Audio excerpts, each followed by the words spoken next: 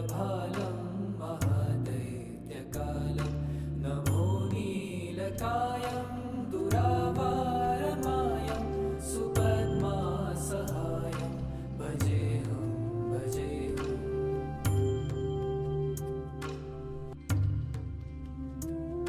सदाम्भोदिवासं गलत्पुष्पहासं जगत्सन्निवासं शतादित्यभासं गदाचक्रशस्त्रं लसत्पीतवस्त्रं हसच्चारुवक्त्रं भजेऽहं भजेऽहम्।